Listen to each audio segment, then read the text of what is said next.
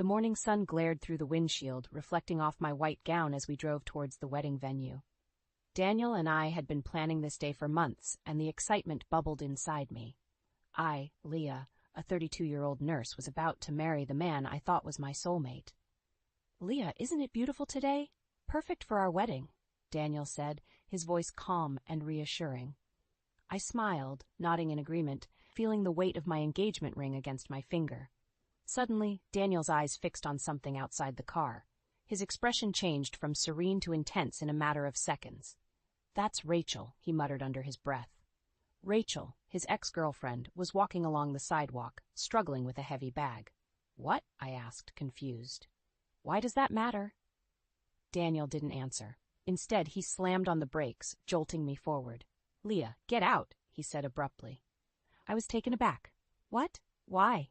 I need to help her. She's struggling. Just get out now." His tone was sharp, brooking no argument. "But, Daniel, it's our wedding day. Can't we just call someone to help her?" "No time. Just get out." Daniel's voice rose, his eyes not leaving Rachel. I felt a mix of anger, confusion, and disbelief.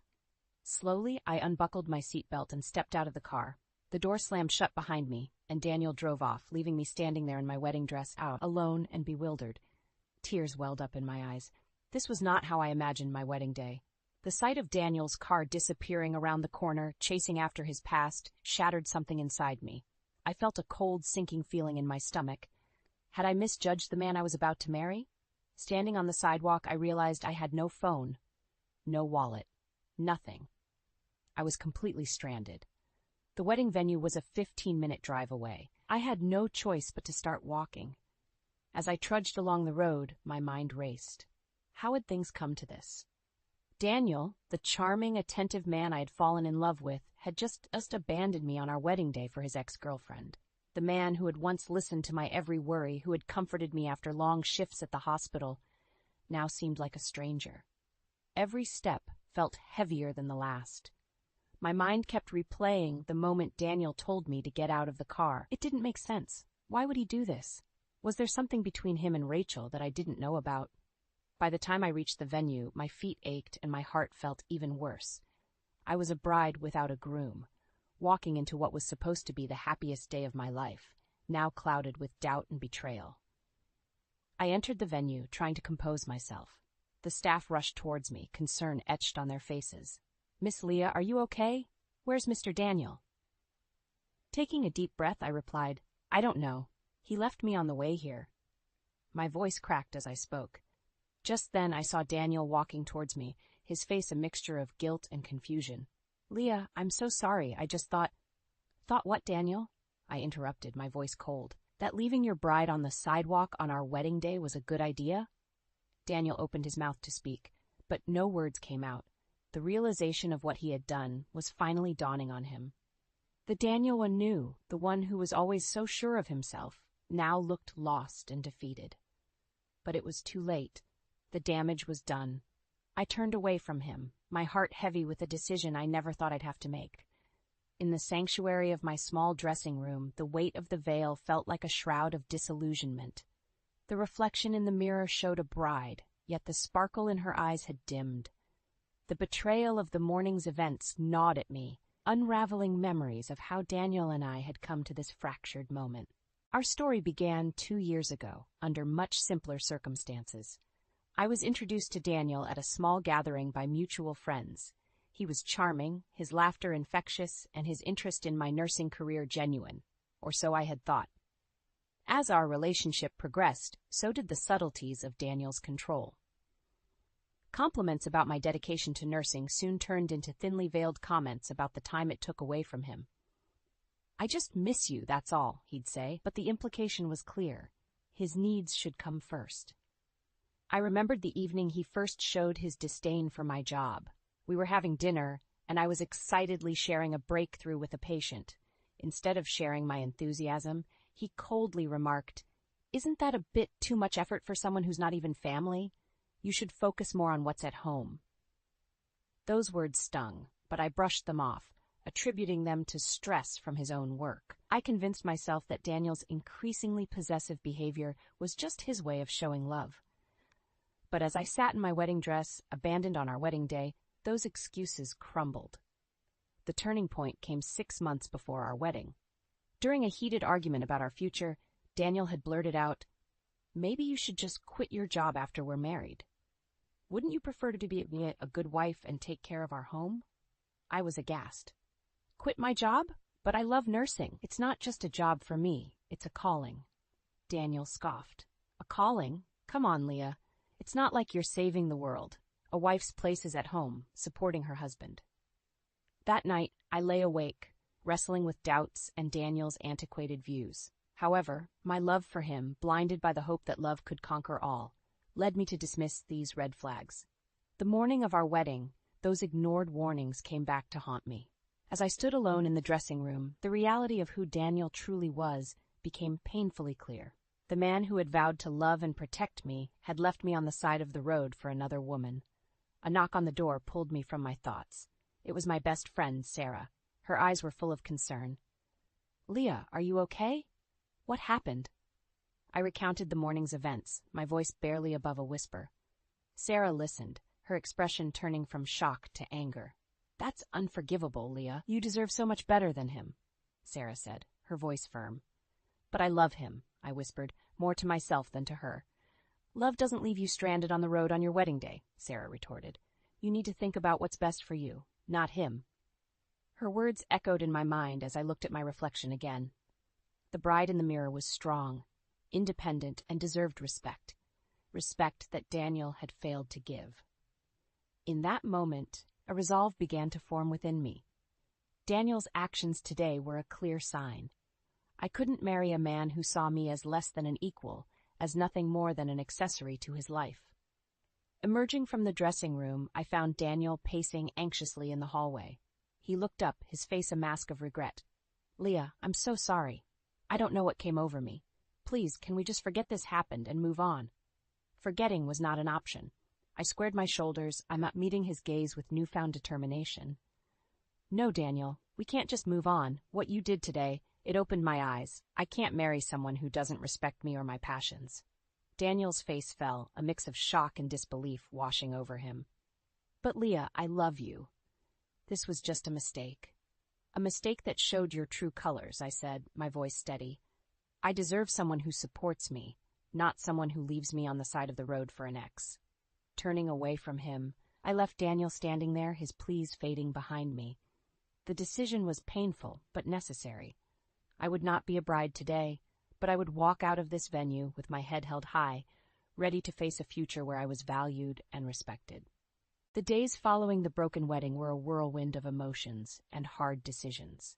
It was during a small, tense gathering at my home, with both our families present, that the true extent of Daniel's character began to unravel further.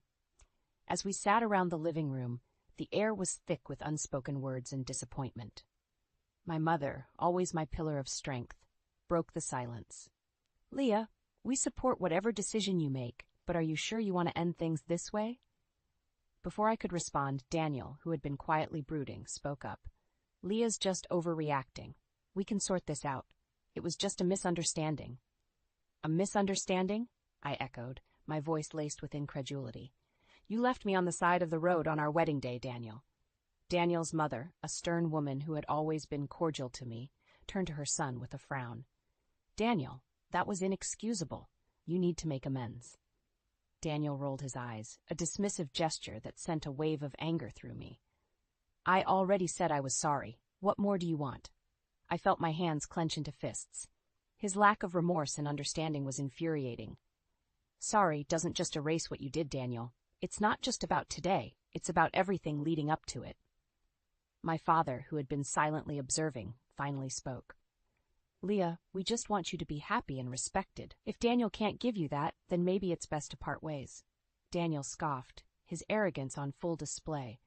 "Oh, please. This is all just being blown out of proportion.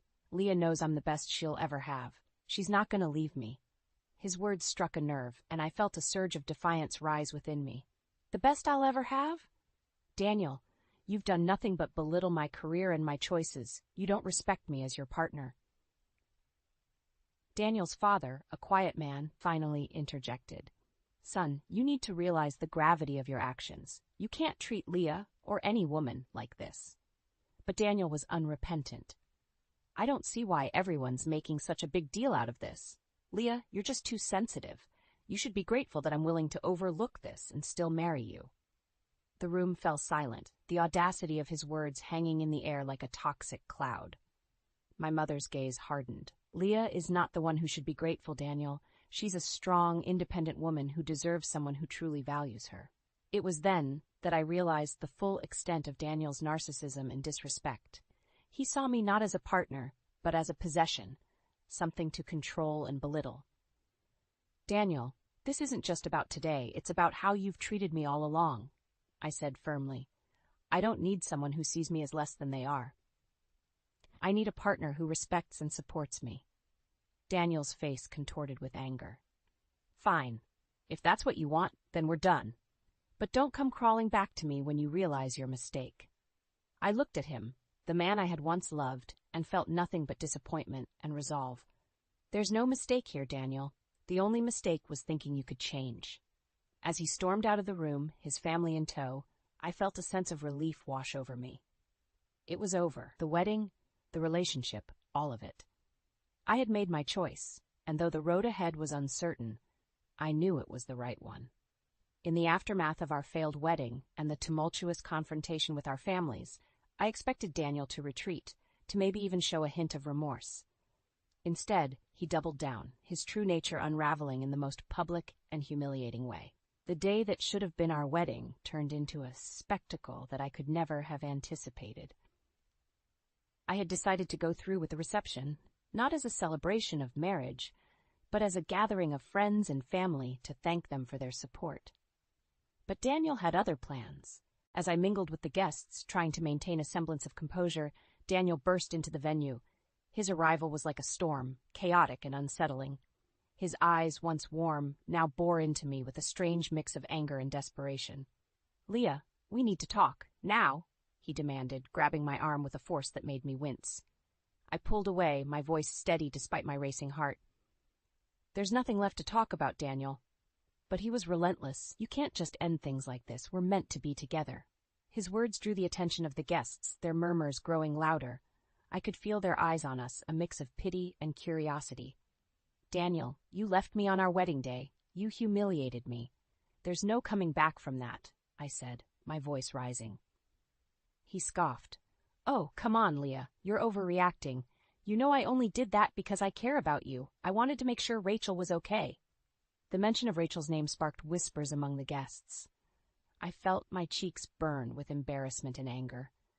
You care about me? I countered.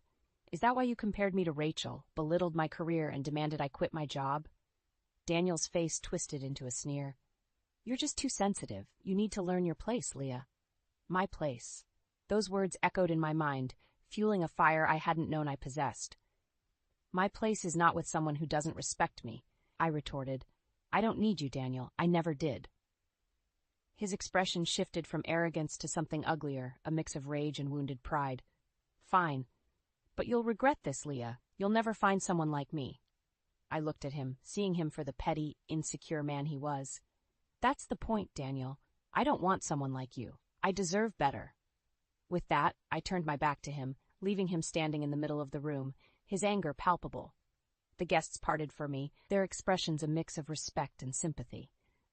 As I walked away, I heard Daniel's voice, shrill and desperate, calling after me.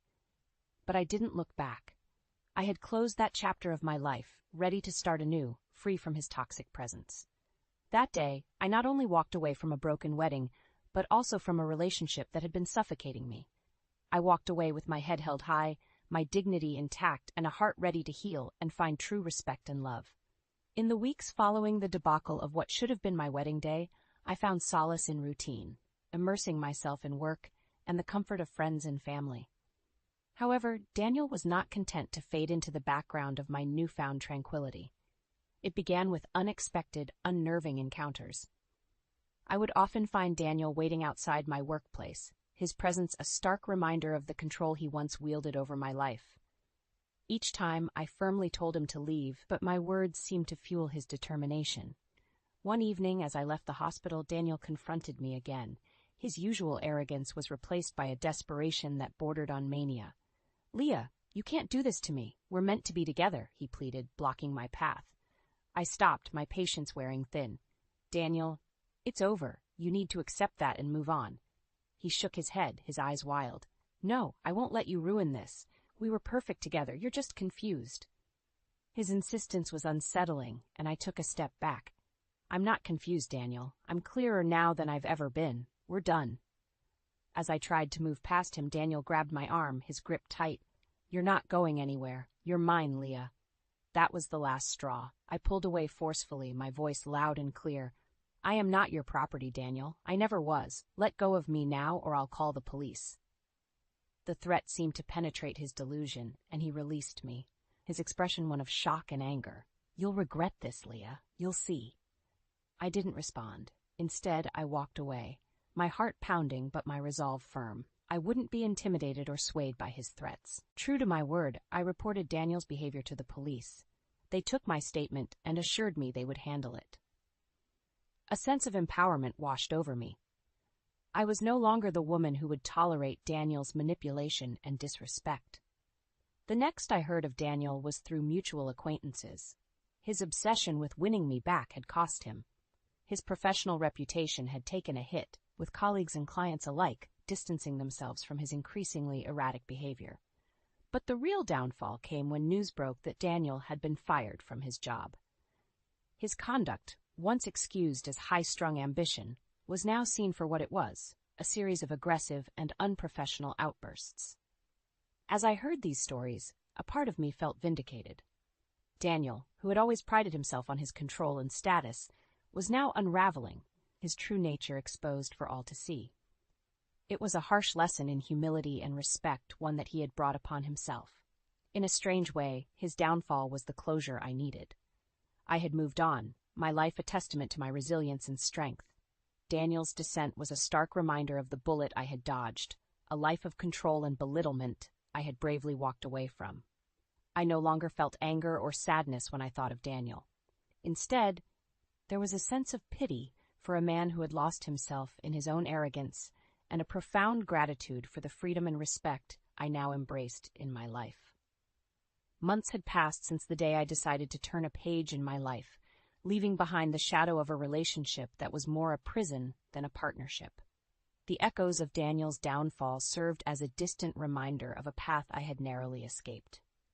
But life, as it always does, moved forward, and so did I. I found myself in a new town, a fresh start, where whispers of my past were just that, whispers, irrelevant and fading. My days were filled with the fulfilling challenges of my nursing career and the simple joys of newfound freedom. I had grown, not just in strength, but in my understanding of what I truly deserved. It was on a bright Saturday morning, in the quaint local market of my new town, that fate decided to bring a semblance of closure to my story. I was perusing fresh produce when a familiar figure caught my eye. Rachel, Daniel's ex-girlfriend, the unintentional catalyst of my wedding day disaster, was there, browsing not too far from me. Our eyes met, and there was a moment of mutual recognition, followed by a hesitant approach. "Leah," she said, her voice tinged with a mix of surprise and something akin to empathy. "Rachel," I replied, the name feeling strange yet familiar on my tongue. "I heard about, well, everything," she said, her gaze kind. "I'm so sorry for the part I played in it, however unintentional." I shook my head slightly, a small smile on my lips. "You have nothing to apologize for. If anything, you helped me see the truth." Rachel nodded, her expression thoughtful. "Daniel is a complex person. I've had my fair share of troubles with him." I raised an eyebrow, curious despite myself. "Troubles?" She sighed, a weary look crossing her face. "After your wedding day, he wouldn't leave me alone. Kept insisting we were meant to be together. I had to get a restraining order." The news didn't surprise me, but it did bring a sense of finality. Daniel, in his obsession, had spiraled down a path of self-destruction. "I'm sorry you had to go through that." Rachel shrugged, a small, sad smile playing on her lips. "It's over now. He finally got the message, or at least I hope he did. I'm just trying to move on." "Moving on is the best we can do," I said, feeling a kinship with this woman I once saw as a rival. We chatted for a bit longer, exchanging stories of moving forward and the lessons learned from our encounters with Daniel. As we parted ways, I felt a sense of peace. Walking away from the market, I realized that this chance meeting was more than just a coincidence. It was a reminder of how far I had come, of the strength I had found in myself to overcome adversity and disrespect. My steps were light as I made my way home. The burden of the past finally lifted. I had survived, thrived even, and in doing so had found a deeper appreciation for my own worth. Daniel's chapter in my life was closed, a distant, fading memory. Ahead of me lay a path of my own making, filled with possibilities, and the promise of a future where respect and love were not just desired, but demanded. In that moment, I knew that the best revenge was not in the downfall of the one who wronged me, but in the life I would build, free from his shadow.